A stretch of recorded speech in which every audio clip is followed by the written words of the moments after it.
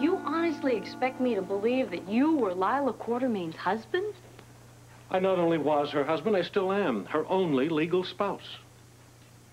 I don't even know your name. Crane Tolliver, at your service. And you and Lila were married? We were, we still are. Right after we were married, I got into trouble with the law. Lila's father, Mr. Morgan, Lila was a Morgan, incidentally. Her father decided we had to be divorced.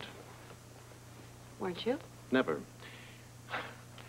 The reason was that Lila's father wouldn't even let me see her. He had her file for divorce. And? Before it came through, I was arrested. I had a quick trial and ended up being sent for a long term in prison. The divorce was never finalized. Why didn't Lila's father do something about that? He couldn't. He didn't know where I was. At the same time, Lila got involved with Edward Quartermaine.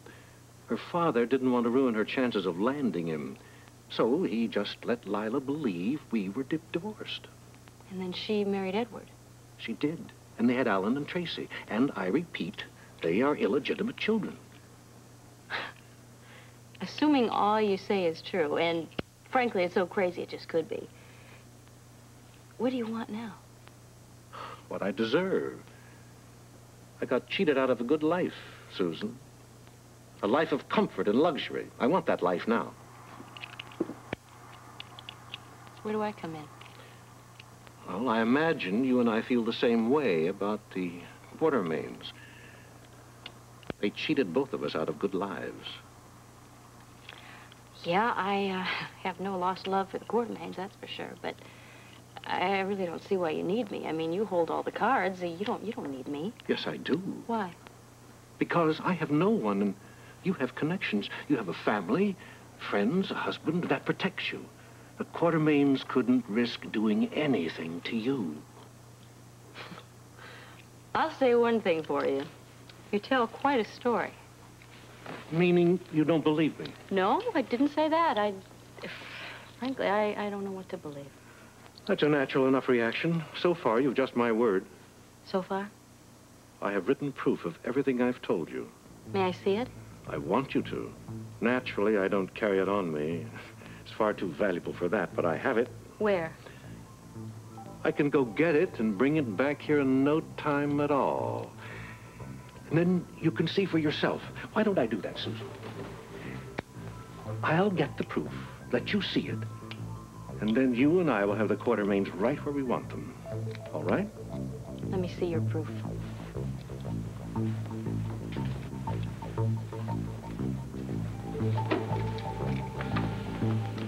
Oh. Jessie. Jessie. Thank you. I want to lodge a complaint, please. All right, happy to help if I can. What is it? Fine. I was just down in the cafeteria. That's where you said you were going to be? Right. And what I saw there was absolutely disgraceful. What was it? Amy and one of the other nurses in the cafeteria flirting with one of the patients, Jessie. That's what my nurses were doing? Flirting? That's right. Laughing, giggling, flirting. I mean, Lord knows what else, but that is not the point. What is? The point is they shouldn't have been there in the first place. I mean, the nurses in this hospital are supposed to serve, to administer to the patients, right? Couldn't agree with you more. Fine, then you'll do something about it. No, I'm afraid I can't, Helen. What do you mean? You are the head nurse, aren't you? Yes, I am the head nurse. When it's time for one of my nurses to take a break, I give her permission. I don't understand. The point is, the girls you saw in the cafeteria were on a break with my full permission. I see. So, that settles it, right? Wrong. That does not settle it. I want to know why the nurses are down there in the cafeteria in the first place having coffee with the patients. Well, I suppose because they were invited. We don't have any policy about that. I mean, considering the fact that the patient is ambulatory, and Jimmy Lee Holt is ambulatory, I assume it's him to whom you refer? That's right. I'm referring about him. I've got to tell you something, Jessie. I am absolutely shocked that you would encourage your nurses to fraternize with the patients.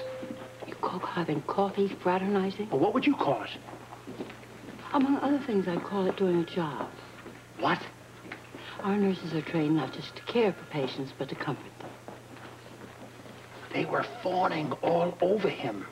He's a very popular patient. They want to vote him patient of the month. con artist of the month would be much more appropriate, I think. I'm surprised to hear you say that, Alan. I find him rather delightful. Really? Okay, now remember, girls, Yes. if I'm still here tomorrow, it's a date, okay? We definitely won't forget. All right. Oh, excuse me. I got to talk to my doctor here. Got some good news for him. How could you possibly have good news for me? Well, because I'm going to go to my room, and I'm going to lie down and get a rest, just like you said. My word, that's so exciting. Would you like me to enter that on your chart? No, but you can do me a favor, acting as my doctor, of course. Fine. What would you like me to do? Will you come and consult with me? Real often.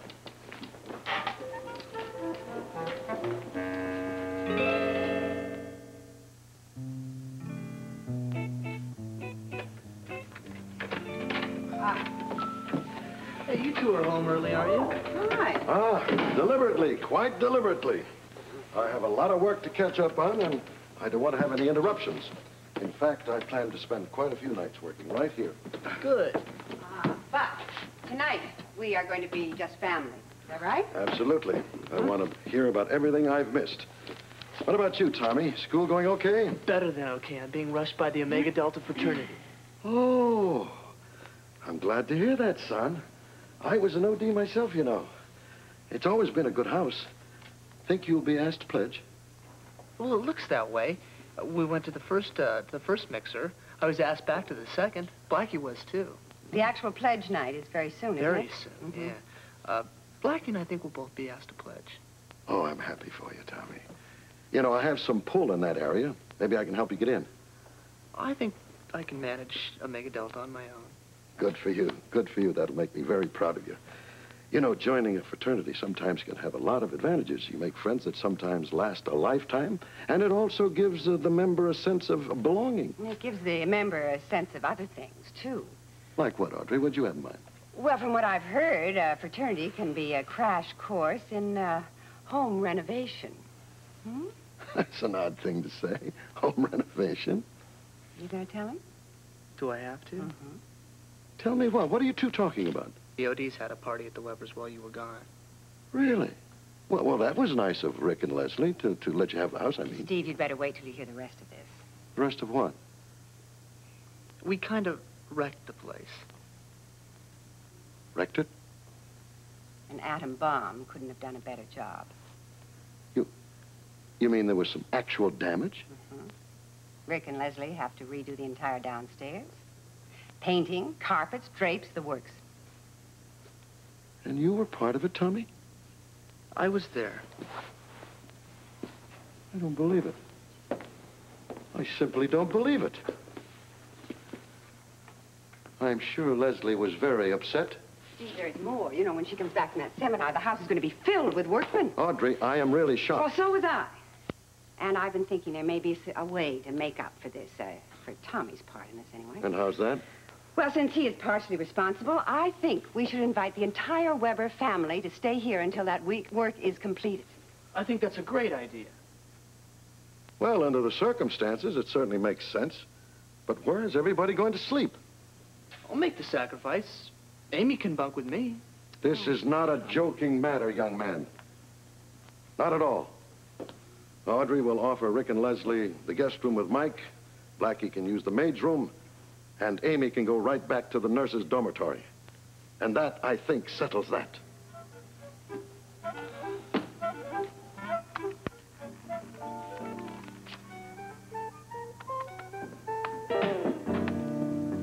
Scott, what are you doing here?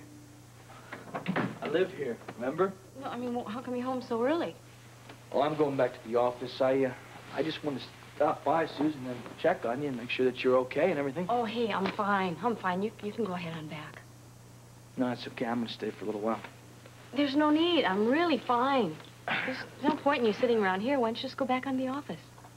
Susan, you know, it kind of sounds like you got a lover hanging around and you're trying to get rid of me. Don't be absurd. There's nobody hanging around. That's good, because I do want to talk to you. I don't have time. I really don't have time Susan, right now. this is important. Scott, later, okay? I don't have time right now. All right, look, I'll get to the point, okay? I want you to understand something. We are two intelligent, business-minded people, right? So let's put our past differences out of the way and look at this thing realistically, okay?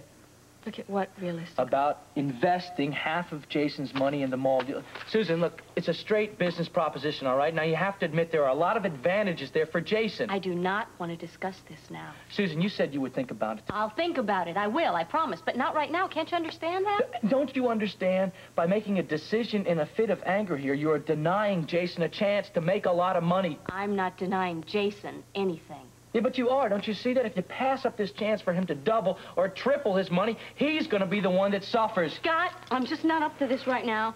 All right, look, Susan, I said I'd be brief, all right? Now, I just want to show you these figures, okay? Now, you look at this. This is a golden opportunity for Jason. You really cannot prevent Jason from grabbing this. I can do anything I want. Okay, Susan, sure you can. I didn't exactly word that right, all right? No, what I meant was... just consider Jason's welfare, okay? Are you even suggesting that I'm not considering Jason's welfare? Susan. How dare you? Susan, would you please just look at the figures? No, I will not look at the figures. And I will not give you one dime of Jason's money for anything ever. Is that clear?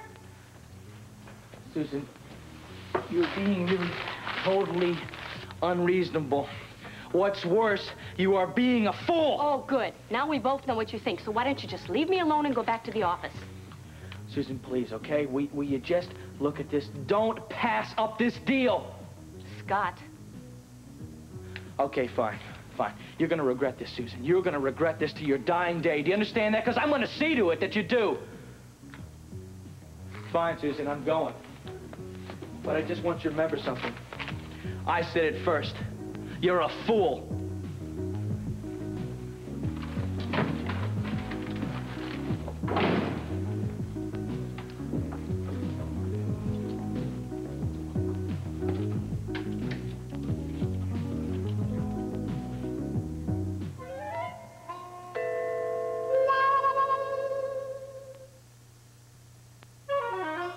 Must you sneak in like that every time? That scares me. I told you I'd be back.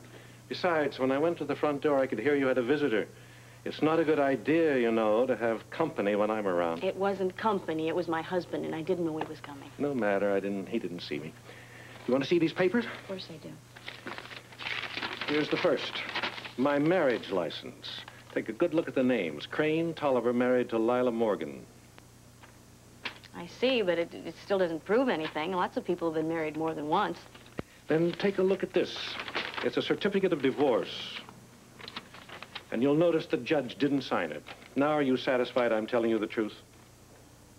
No. No, I'm not. There could always be another filed divorce paper somewhere. I thought you'd say that, but it's easy to prove there isn't. How? Next time you see Lila Quartermaine, ask her to show you her divorce papers. She won't be able to do that because they don't exist. They never did. Well, they look legitimate enough, I'll say that. They are. Every word that I've been telling you is the truth, Susan. Lila and I were never divorced. Her marriage to Edward was bigamous, and that makes Alan and Tracy illegitimate. Well, I'll say one thing. If this is true, and if it ever gets out, the whole Quartermaine family would be over a barrel. And we're the ones to put them there. Can you imagine the uproar this would cause? I have been imagining it for a long, long time. So, are we partners? If we work together, we can do it, Susan.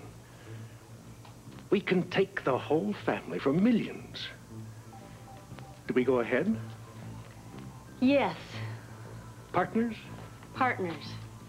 Good. Now sit down, and I'll tell you what I've planned.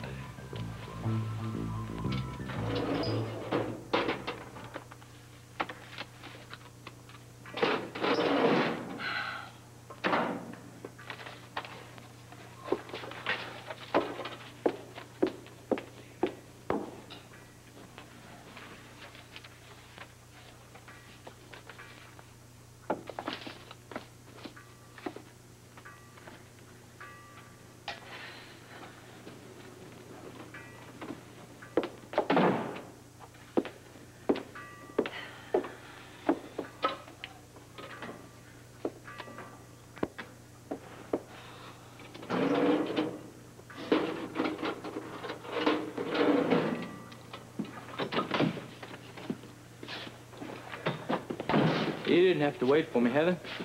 Well, I wanted to. I thought you might need me. What for? Well, in case Susan agreed to invest Jason's money, I thought there might be papers to type up, things like that. She didn't.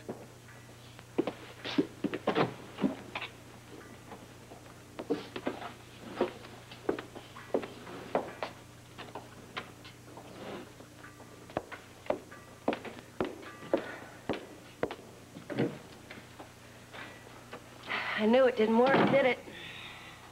No. She wouldn't even listen to me. She was certainly anxious enough to marry you. Well, that was before. This is now. Well, what changed that, Scotty? Well, Heather, you had a great deal to do with that. Oh, come on, you did your share. All right, okay, I admit. We both were hustling her. But the sad thing is, though, it really was a good investment for the kid. He could have made a fortune if Susan just trusted me. You could have, too, in the bargain. Of course, I mean, I wasn't in this for charity, but it was a straightforward, above-the-boards, money-making deal. So now what happens? What happens now? I miss out on the best business opportunity to come along. I could have made $1 million off this whole deal. Maybe you could get the bank to loan you some money. What am I going to use for collateral? I'm up a creek. I missed out on the chance of a lifetime. What are you going to do, Scotty? Well, there's not much I can do. It's not like I'm running some kind of a sports center, you know, where I can throw a little benefit and raise money, or I can go to the mayor's office. This whole thing stinks. Really, I'm sorry it didn't work out. You know, Heather, kind of sound like you mean that. Well, of course I mean it. And after all, through everything, no matter what, I've always been on your side. You always have been, two of a kind. We know how to be good to each other when we want to. And right now, I want to be good to you.